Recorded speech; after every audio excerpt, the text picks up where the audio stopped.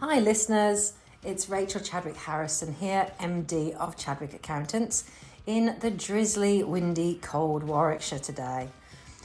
We're diving into a festive favourite, what you can and can't get away with when it comes to Christmas gifting and parties from a tax perspective.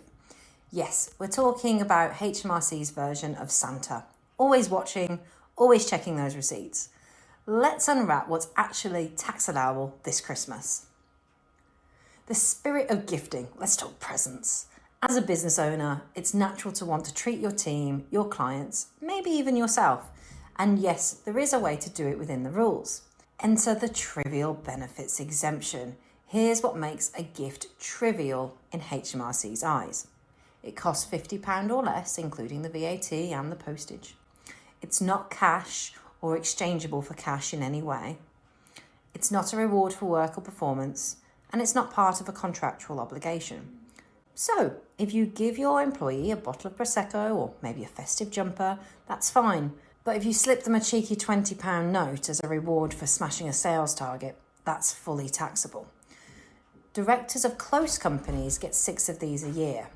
So yes, you can treat yourself 6 times, just don't go over that. And here's the spicy twist. The law does allow gifts to members of the employee's family or household under the same rules. So yes, a bottle of wine for their partner could still be covered.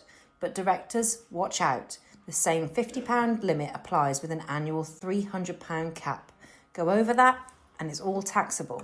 We had one client who fancied a bit of festive luxury and ordered himself a £900 luxury hamper. Convinced he could claim it back through the business. Look, unless that hamper feeds the whole staff and meets the trivial benefit criteria, it's really a hard no from HMRC. Another classic, business owners handing out envelopes of cash to staff.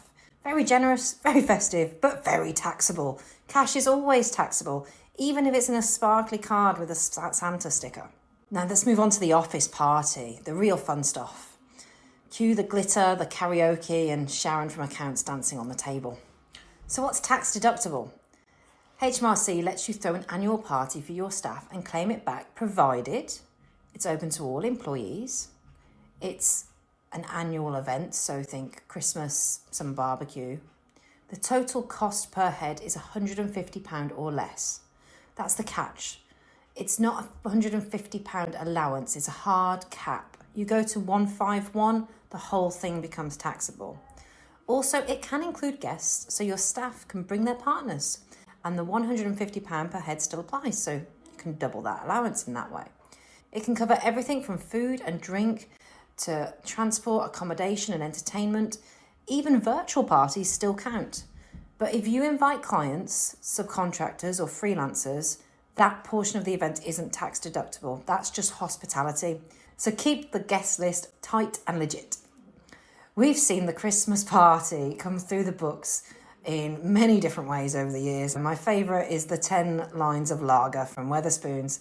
It's not quite what HMRC has in mind when they said annual staff event. If it's just you and your mate having many pints, that's a social, not a tax deductible party. So what you can and can't get away with. Now for the naughty list, what doesn't fly with HMRC? Cash, always taxable. Also, cash cards, MasterCards that are preloaded, they're basically cash. Rewards disguised as gifts, taxable. Lavish gifts over £50. Director gifts over that £300 annual limit. Going over that £150 limit per head at the party, whole thing becomes taxable. So, to wrap it up, yes, you can have some festive fun on the company card, but let's not take the mick, stick to the rules, keep the receipts, and if in doubt, speak to your accountant. Hint for most of you, that is me. Have a brilliant Christmas, look after your team, and remember, a little planning now saves a tax headache later. I've been Rachel Chadwick Harrison. This is FFS for finance's sake, and I'll catch you next time for more no-nonsense finance chat with a twist of festive sparkle. Cheers.